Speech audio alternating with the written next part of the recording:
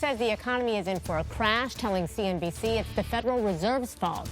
I want to read you exactly what he said here. Quote, the Fed has driven up stock prices, but that's not built on anything real. It's not built on an increase in the intrinsic value of those assets. That's just playing games with money, which means a crash will be coming, unquote. And here's the thing. Donald Trump agrees. They don't agree on a lot, but they agree on this. He's already said that the U.S. is in for a massive recession. Donald Trump has. So should we trust the GOP candidates? Jason Johnson is here, politics editor at TheRoot.com. I'm wondering, when we look at this, a lot of people look at Donald Trump and think because he is so successful in business, right, there may be more credence to what he says as opposed to what Cruz says. But how much credence do you put in these two candidates' prediction of the U.S. financial future? Well, there's their actual skill set, and then there's the time of year that we're in. Usually, if you are challenging the incumbent party, you're going to say, hey, everything is going bad, everything is going bad, it's time for a change. So it makes sense for both Republicans to say that the economy is going to get worse because it helps them this fall. On a practical level, you would trust Donald Trump more than Ted Cruz. Most of the polls show that Republican voters trust Donald Trump on the economy more than Ted Cruz. Now, I don't think either one of them have a crystal ball as to how our economy works, but if anyone was going to make a guess, Trump would be a better candidate. It certainly had people asking questions, and Fareed Zakaria, in fact, spoke with several former Fed chairs, including the current one, who said that they do not have any fears of a recession coming.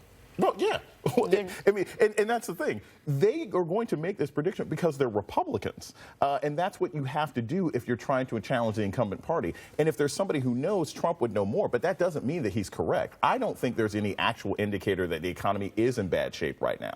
And if we look at the Fed and we look at the interest rates, none of those things, they're not vacillating in the way that's usually said, hey, we're heading for a crash, we're heading for difficulties. They're not growing at the rate that people expected them to grow. Exactly. However, what you're saying is we're not seeing any red flags that we're ready for a crash. No, we're not seeing the red flags. And what we've also seen in our general economy, we've seen the unemployment rates go down. We've seen housing prices go up and housing sales go up. All of those things seem to be on the ground a better indicator of an improving economy. But again, nobody who's running for president right now as a Republican is going to say the economy is great because that helps Obama and that helps Hillary and that helps Bernie. Does fear-mongering, let's say it's fear-mongering. Yes. Does it work to a degree?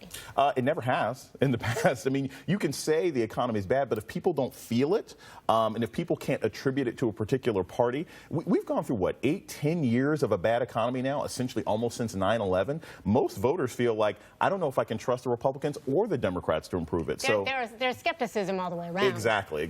So I don't think the fear-mongering works. Let's talk about Bernie Sanders here, because he says that he agrees with the Pope on his plans for the economy. Let's listen here. So I am just so excited to be here, so proud to be here with other like-minded people who are trying to do our best to create a moral economy. The idea of a moral economy, basically saying, even though it's working, it's not working. Right, exactly. So what do you think about his stance? And politically, will it do anything for him? This is our probably weekly reminder that Bernie Sanders is a democratic socialist and not necessarily a Democrat. He has always been arguing for these kinds of issues. And look, it makes sense. It's a good look for him to be at an event at the Vatican. It is some place where he can get a bigger megaphone for his belief system. And I think most Americans agree. We wish we had a more moral economy. But that may not be how capitalism works in the United States, and I don't know if he'll be able to accomplish it. Okay, and lastly, we know that Donald Trump is going to be speaking and talking about this rigged system of delegates. Mm-hmm. How much potency do you think is in that argument? Is that something that's going to stick? The guy complaining about the rules is usually the one losing.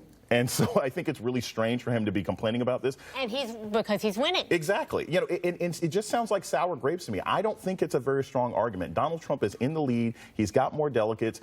Hit the books, make your team do their job, and win the delegate fight. And I think this whining that he's doing right now, it's unseemly for a guy who is by far and away the front-runner candidate and the likely nominee for the Republican Party. All righty. Jason Johnson, always a pleasure to have you here. Thank you for being here. And all those candidates.